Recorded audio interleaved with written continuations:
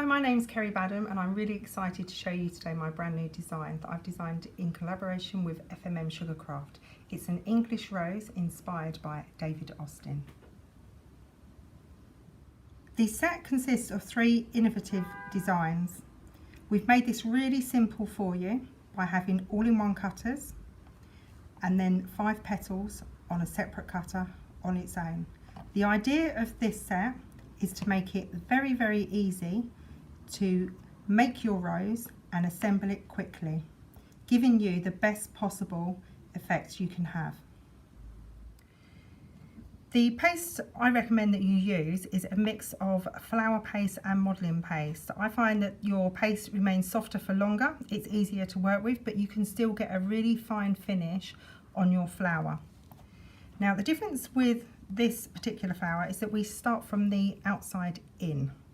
So we start with the largest cutter, and you can see that it's got the large outer petal with just a little nick in the top, which reflects a true David Austin rose. And put that to one side, non-stick mat and your non-stick rolling pin, and then we roll it out. And you want to get this nice and fine.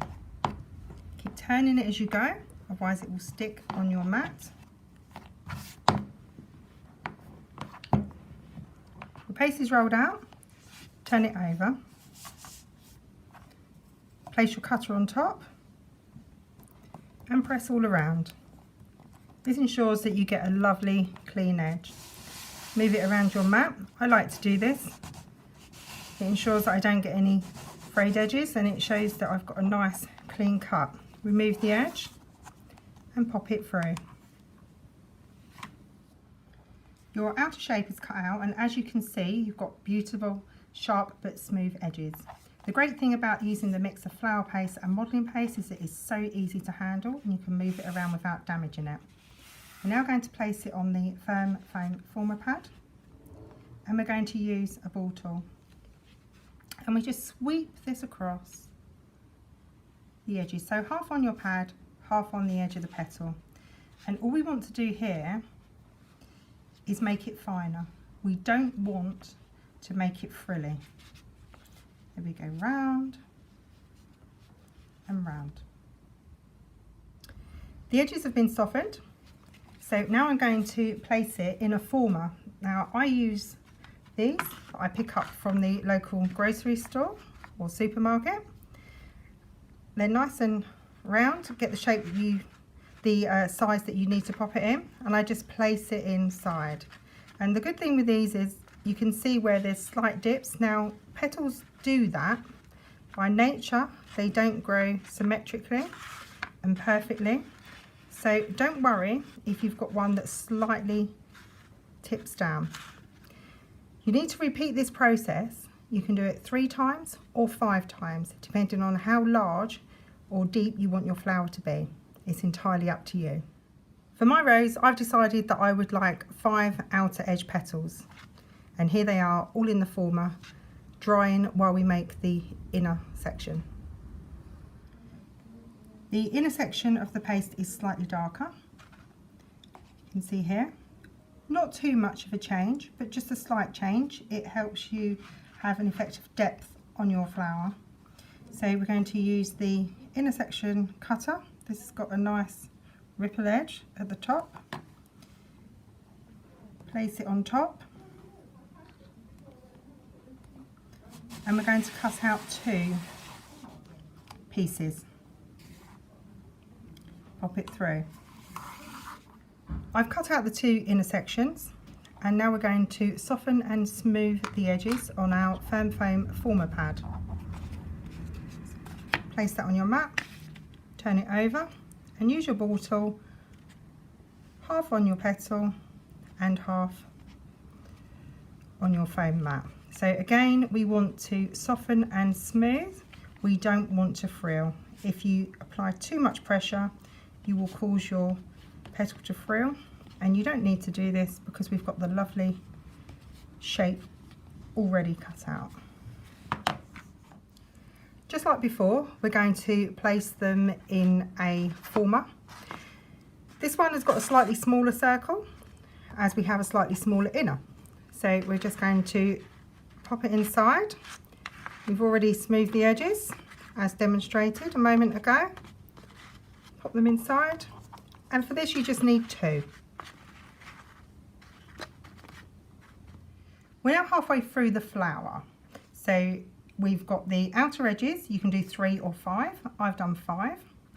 And we've got the inner, which are 2 sections. So we're now going to make the centre of the flower. And that's this section here, which looks very complicated, but I promise you it's very, very easy. So this is the 3rd stage of building your flower. As you can see, it's a little bit darker than our inner section, and then of course the outer section. This gives you depth on your flower, and that's how a flower actually grows. Darker on the inside and becomes lighter as it gets towards the outside. So we're going to again place this on top, and we're going to apply pressure all the way around the petals. We've made this nice and easy for you by putting all 5 petals on one cutter. We're going to slide it around our board, ensure we've got a nice clean cut,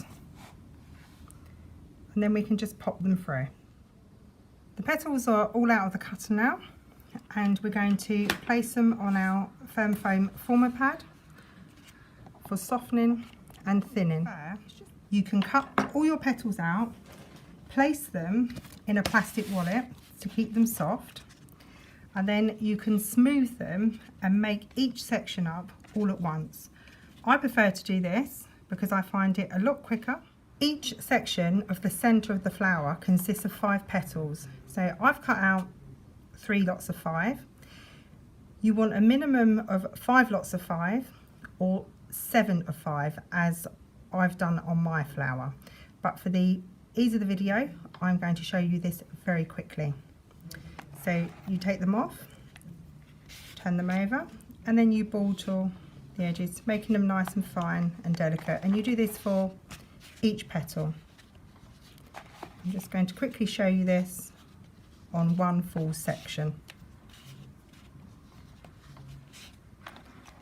Just going around nice and quickly, half on, half off.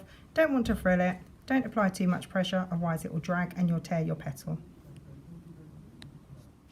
All the edges have been ball tooled. We're going to turn them back over, and I am going to put these together with just water, nothing else. So at the inner, place it on top. The inner, place it on top.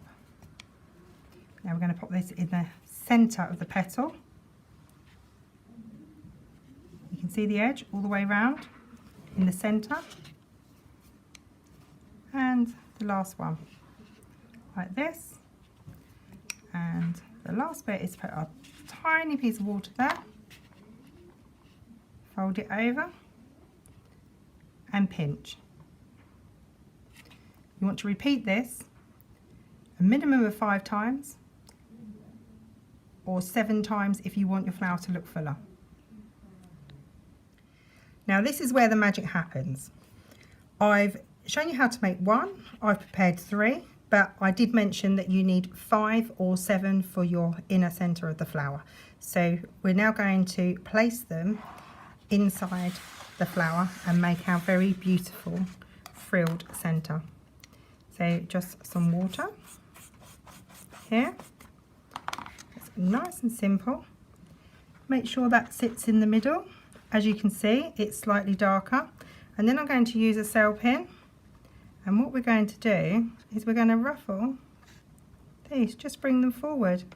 Gently ease them side to side, because the centre of a David Austin rose just looks like it's packed with beautiful petals. And then you place one next to it. Exactly the same process, and you keep building it up. Bring them over from side to side. And the finer your petals are, rolled and on the edges, the finer the centre of your flower looks. So just pop the third one in. As you can see, nice and simple. This is such a quick way of making a David Austin inspired English rose, all in one cutter, making the centres very, very quickly and placing them in the centre. We've made our centre and it sits inside our inner layer.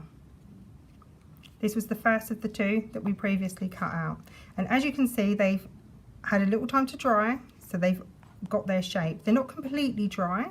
We're still able to manipulate the petals to sit where we want. If they're completely dry, they go quite brittle and they can easily break. Here's our outer layers, and as you can see, they've got a lovely shape too, but you can still move them. And you can have 3 or 5. I've done 5 for the purpose of the video. So now I'm going to share with you a little technique that I like to use, especially if we're using an all-in-one cutter. So you can either do this with small pieces of paste, or you can just use a cutter, which is what I've done. I've cut out a small section, keeps everything the same size and nice and neat. So what I will do is roll out my paste, and this is using the Essential Shapes tablet. Place it on top, and I will cut out some circles, one to sit between each of the layers. I'm going to show you how to assemble the flower to achieve this very beautiful David Austin inspired rose.